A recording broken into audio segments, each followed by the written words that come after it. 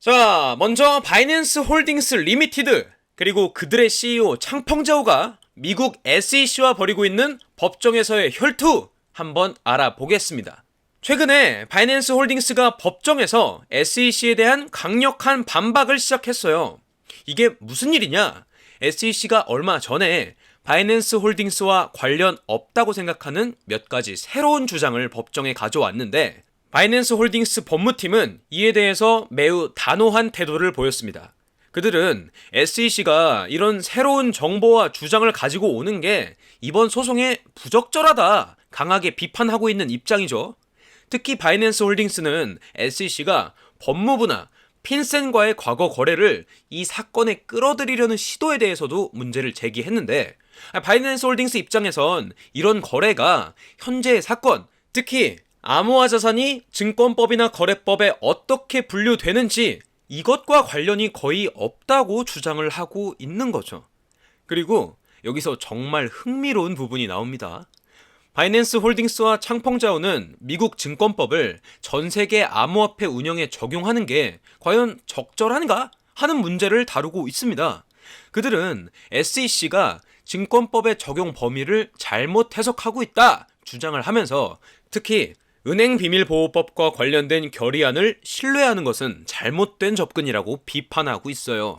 마지막으로 바이낸스 홀딩스는 문제가 된 거래가 미국 내에서 일어나지 않았기 때문에 미국 증권법의 관할권 밖에 있고 그들은 SEC가 미국 국경을 넘어서 발생한 거래와 활동까지 통제하려고 하는 그러니까 잘못된 규제 확장을 시도하고 있다고 비난하고 있습니다.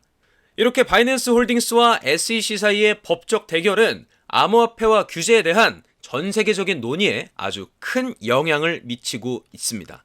이 사건이 과연 암호화폐의 미래와 국제적 규제에 대해 어떤 변화를 가져올지 계속 지켜봅시다.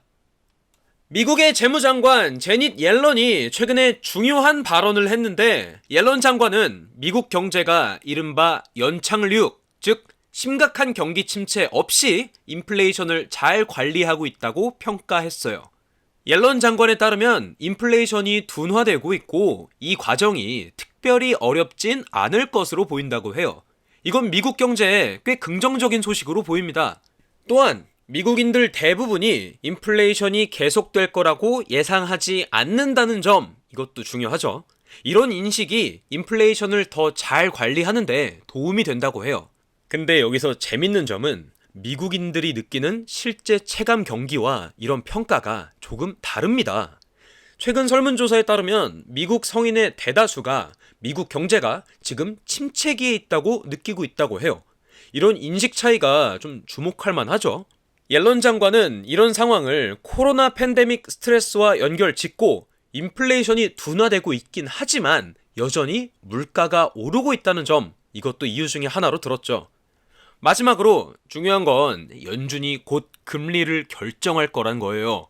이번 결정이 경제 전반에 어떤 영향을 미치게 될지 꽤 기대가 되는 상황입니다. 자, 그리고 일본의 대형 금융 서비스 회사인 SBI 홀딩스와 사우디아라비아의 국영 석유 회사 아람코가 흥미로운 협력을 모색하고 있다는 소식 전해드리려고 해요. 먼저 SBI 홀딩스와 아람코가 디지털 자산 투자와 반도체 생산 분야에서 협력하는 방안을 고려하고 있다는 건데요. 최근에 양사가 양해각서에 서명했다고 해요. 이 양해각서에는 사우디 리야드에 SBI 중동을 설립하겠다는 계획도 담겨 있으며 이건 사우디아라비아에서 SBI의 사업을 확장하기 위한 첫 번째 걸음이라고 볼 수가 있겠죠.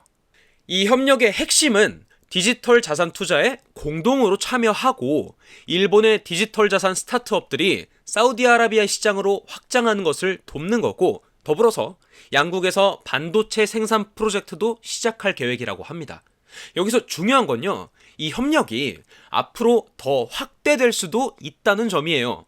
아람코는 세계에서 두 번째로 매출이 큰 기업이고 이번 MOU에서는 아람코의 공급망을 강화하기 위한 투자 방안도 언급이 됐어요.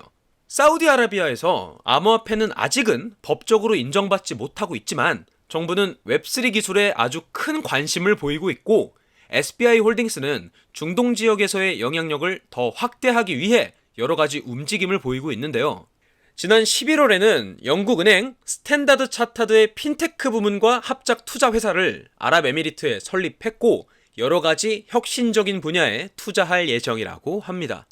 그리고 또 하나 흥미로운 점은 SBI 홀딩스가 리플의 가장 큰 외부 주주라는 겁니다.